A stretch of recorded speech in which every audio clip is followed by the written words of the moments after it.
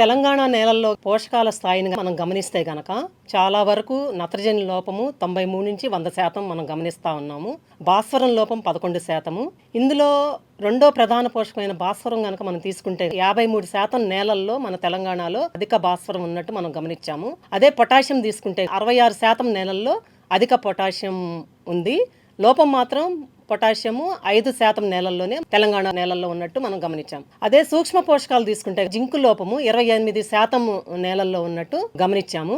ఈ పోషకాలు ఏయైనా సరే ప్రధాన పోషకాలైన నత్రజని, భాస్వరం, పొటాషియం, అలాగే సూక్ష్మ పోషకాలైనటువంటి జింకు గాని, ఇనుము గాని, కాపర్ గాని, మ్యాంగనీస్ గాని ఇవి మన నేలల్లో ఏ ఏ స్థాయిలో ఉంది అని మనం తెలుసుకోవాలి అని అంటే రైతులందరూ తమ తమ పొలాల్లో తప్పనిసరిగా భూసార పరీక్ష చేయించుకోవాలి.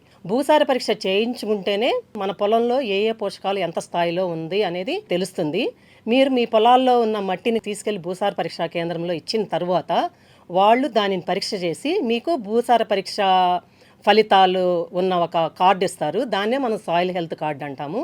అందులో మీ నేలను బట్టి ఏ ఏ పోషకాలు ఎంత స్థాయిలో ఉన్నాయి, ఆ పోషకాలను బట్టి మనం ఎంతంత ఎరువులు వేసుకోవాలి, ఏ ఏ పంటకి ఎంతంత ఎరువులు వేసుకోవాలనేది కూడా వాళ్ళు మీకు అందులో సిఫారసు చేస్తారు. భూసార పరీక్షా పత్రాన్ని మనం పరిశీలించినట్టయితే కనుక అందులో మొదటగా మనకి ఉదజని సూచిక అనేది భూసార పరీక్షా పత్రంలో ఉంటుంది. ఈ ఉదజని సూచిక మన నేలలు చౌడు నేలలా లేకపోతే తెల్ల చౌడు ఉందా, నల్ల చౌడు ఉందా అనేది తెలియజేస్తుంది అనమాట. కాబట్టి దాన్ని బట్టి ఆ చౌడు ఉదజని సూచిక కనుక ఎక్కువగా ఉంటాయి. భూసార పరీక్షా పత్రంలో మనం చూసాము 8.2 అని, మన నేల కొంతవరకు క్షారగుణం కలిగి ఉంది అని చెప్పి తెలియజేస్తుంది. ఈ ఉదజని సూచిక కనుక ఎక్కువగా ఉంటే జిప్సం వాడుకోవాల్సిన అవసరం ఎంతైనా ఉంటుంది. ఈ జిప్సంని వాడుకున్నప్పుడు మన రైతులు గమనించాల్సింది ఏంటంటే జిప్సం వాడుకునేటప్పుడు నీటి సౌకర్యం ఉండాలి. నీటి సౌకర్యం ఉంటే జిప్సం వాడుకొని ఆ క్షార గుణాన్ని మనం కొంతవరకు తగ్గించుకోవడానికి అవకాశం ఉంటుంది. రెండవది ఈ లవణ సూచిక అనేది మన నేలలో ఉప్పు అనేది ఎంతవరకు ఉంది అనేది తెలియజేస్తుంది. ఈ ఉప్పు కనుక ఎక్కువగా ఉంటే తెల్ల చౌడు కింద మనం దాన్ని కేటాయిస్తాము. ఆ తెల్ల చౌడు ఎక్కువగా ఉంటే పంటలు మనం అనుకున్న దిగుబడి మనం సాధించలేము.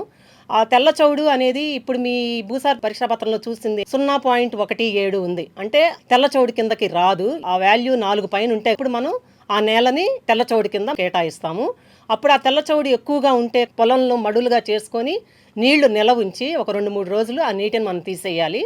అప్పుడు ఆ పొలంలో ఉన్న ఉప్పంతా కూడా కరిగిపోయి ఆ నీటి ద్వారా మనం బయటికి పంపించడానికి అవకాశం ఉంటుంది. ఇది కాకుండా మూడోది ఏంటంటే సేంద్రీయ కర్బనం. ఆ సేంద్రీయ కర్బనము అనేది చాలా ప్రధానమైంది. దాని యొక్క ప్రాముఖ్యత ఏంటి అని అంటే ఆ సేంద్రీయ కర్బనం ఎక్కువ ఉంటేనే మనం వేసిన ఎరువులు ఏవైనా కూడా పంటకి అందుబాటులోకి తీసుకురావడానికి అవకాశం ఉంటుంది. ఈ సేంద్రీయ కర్బనము చాలా వరకు మన నేలల్లో తక్కువగా ఉండటం మనం చూస్తూ ఉన్నాము. ఈ సేంద్రీయ కర్బనం 0.5 పైన ఉంటే మధ్యస్థంగా ఉన్నట్టు, 0.5 కన్నా తక్కువగా ఉన్నట్టు మనం గమనిస్తూ ఉంటాము. చాలా వరకు తెలంగాణ నేలల్లో ఈ సేంద్రీయ కర్బనం తక్కువగా ఉంది. ఆ సేంద్రీయ కర్బనాన్ని పెంచుకోవాలి అని అంటే తప్పనిసరిగా మన రైతులందరూ కూడా సేంద్రీయ ఎరువులు వాడాలి. ఆ సేంద్రీయ ఎరువులు వాడితేనే దాని ద్వారా సేంద్రీయ కర్బనాన్ని మనం పెంచుకోవడానికి అవకాశం ఉంటుంది. అంతేగాని మన రసాయన ఎరువుల ద్వారా మాత్రం ఈ సేంద్రీయ కర్బనం మన నేలలో పెంచుకోవడానికి అవకాశం లేదు. ముఖ్యమైన ప్రధాన పోషకాలు పంటకు కావాల్సింది నత్రజని, భాస్వరం, పొటాషియం. అందులో మొదటిది మనకి లభ్య నత్రజని. ఈ లభ్య నత్రజని అనేది తెలంగాణ నేలల్లో చాలా వరకు ఇది తక్కువగా ఉంటుంది. కాబట్టి ఏవైతే సిఫారసు చేశారో ఆ పంటకి ఆ సిఫారసు చేసిన యూరియాని కానీ నత్రజనికి సంబంధించిన ఎరువులు కానీ 25% అధికంగా వాడుకోవలసి ఉంటుంది. ఈ లభ్య భాస్వరం గనక 10 కిలోల కన్నా తక్కువగా ఉంటే గనక అప్పుడు అది మధ్యస్థంగా ఉన్నట్టు లెక్క. ఇందులో మనం గమనించేది ఏంటంటే ఇప్పుడు ఈ లభ్య భాస్వరం ఎక్కువగా ఉంటే చాలా వరకు మన తెలంగాణలో కొంతవరకు 200 మండలాలకు పైగా లభ్య భాస్వరం ఎక్కువగా ఉన్నట్టు మనం గమనించాము. ఎప్పుడైతే మీకు ఆ భూసార పరీక్ష పత్రంలో లభ్య భాస్వరం ఎక్కువగా ఉంది అని వాళ్ళు నమోదు చేస్తే మీరు కొంతవరకు భాస్వరం అందించే ఎరువు DAPని మీరు తగ్గించి వాడుకోవచ్చు. అదే మధ్యస్థంగా ఉంటే సిఫారసు చేసిన ఎరువు వాడుకోవాలి. అట్లాగే తక్కువగా ఉన్నా కూడా మనం 25% అధికంగా సిఫారసు చేసినంత వరకు ఆ ఎరువులు వాడుకుంటే కనుక మంచిది. తర్వాత ప్రధాన పోషకాలు ముఖ్యమైనది ఏంటంటే లభ్య పొటాషియం. ఈ లభ్య పొటాషియము చాలా వరకు మన నేలల్లో మధ్యస్థం నుంచి ఎక్కువ మోతాదులోనే ఉంటుంది. కాబట్టి మధ్యస్థం ఎక్కువ మోతాదులో అట్లా ఉన్నప్పుడు మనం సిఫారసు చేసిన వరకు ఎరువులు వాడుకుంటే సరిపోతుంది. అంతేగాని ఎక్కువగా అయితే వాడుకోవాల్సిన అవసరం లేదు. ఉప పోషకాల్లో మనకు ముఖ్యమైనది గంధకం. ఈ గంధకం అనేది పీపీఎంలో చెప్తా ఉంటాము. ఈ గంధకం తక్కువగా ఉంటే ముఖ్యంగా నూనె గింజల పంటలకి దీన్ని వాడుతూ ఉంటాము. కాబట్టి నూనె గింజల పంటలు మీరు ఎక్కడ వేస్తారో అప్పుడు లభ్య గంధకం తక్కువగా ఉంది అని అంటే మీరు దాన్ని వాడుకోవాల్సిన అవసరం ఉంటుంది. అదే 10 పీపీఎం కన్నా ఎక్కువ ఉంటే అప్పుడు మీరు వాడుకోని అవసరం లేదు. ఇంకొకటి సూక్ష్మ పోషకాలు, ముఖ్యంగా మనకి పంటలకి కావలసిన సూక్ష్మ పోషకాల్లో ముఖ్యమైనది ఏంటంటే మనకి జింకు, తర్వాత ఐరన్, బోరాన్, ఈ 3 మనకి ముఖ్యమైనవి. ఇందులో మనం జింకు తీసుకుంటే అది 0.6 కన్నా తక్కువ ఉంటే జింకు లోపం కింద మనం గమనిస్తాము.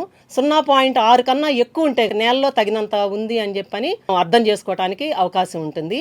ఇందులో మీకు 0.77 జింకు నేలల్లో తగినంతగా ఉంది కాబట్టి మనం జింకుని ఎక్కువగా వాడుకోవాల్సిన అవసరం లేదు. లభ్య బోరాను, ఈ బోరాను 0.52 కన్నా తక్కువగా ఉంటే దాని లోపం కింద మనం చూస్తాము. అదే 0.52 కన్నా ఎక్కువగా ఉంటే నేలలో సరిపడా ఉందని చెప్పి చెప్తా ఉంటాము. ఈ బోరాను ఎక్కువగా పొద్దుతిరుగుడుకు కానీ లేకపోతే పండ్ల తోటలకు కానీ మనము ఎక్కువగా వాడుతూ ఉంటాము. అదే భాస్వరం ఎక్కువగా అధిక మోతాదులో ఉన్న నేలల్లో ఈ బోరాన్ లోపం ఉంటే ఆ నేలల్లో మనం వాడుకోవాల్సిన అవసరం ఉంటుంది. ఒక ప్రధాన సూక్ష్మ పోషకము ఐరన్, ఇనుము అంటాం మనం దాన్ని. 4 పీపీఎం కన్నా తక్కువ ఉంటే ఆ ఇనుపు ధాతు లోపం ఉందని చెప్పి మనం పరిగణిస్తాము.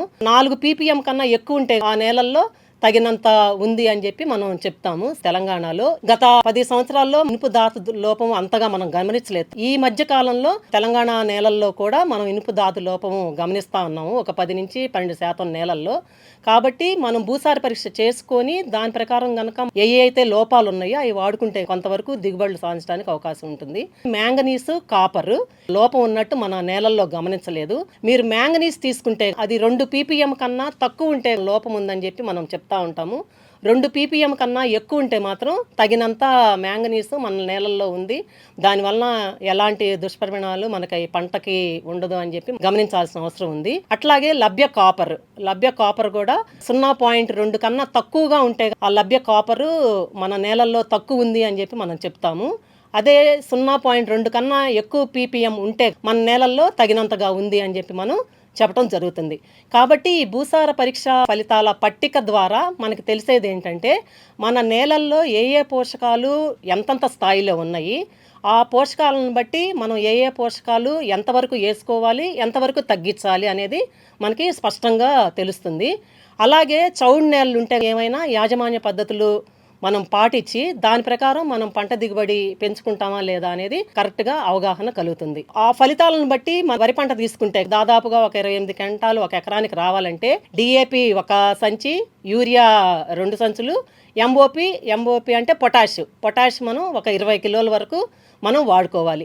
ఈ సిఫారసు చేసేది ఏంటంటే మన భూసార పరీక్షలో ఫలితాల ద్వారా వచ్చిన ప్రధాన పోషకాలని మనం పరిగణలోకి తీసుకొని ఈ ప్రధాన పోషకాలని మనం ఏ రైతు ఏ పంట వేస్తారో ఆ పంటకు అనుగుణంగా మనం సిఫారసు చేయడం జరుగుతుంది. కాబట్టి మన రైతు సోదరులు తెలుసుకోవాల్సింది ఏంటంటే భూసార పరీక్ష చేయించుకొని దాని ప్రకారం భూసార పరీక్ష ఫలితాల పట్టికను బట్టి మీరు సిఫారసు చేసిన ఎరువులను వాడుకుంటే ఎరువుల మీద పెట్టే ఖర్చును తగ్గించుకోవటమే కాకుండా నేల ఆరోగ్యాన్ని పెంపొందించుకోవడానికి అవకాశం ఉంటుంది.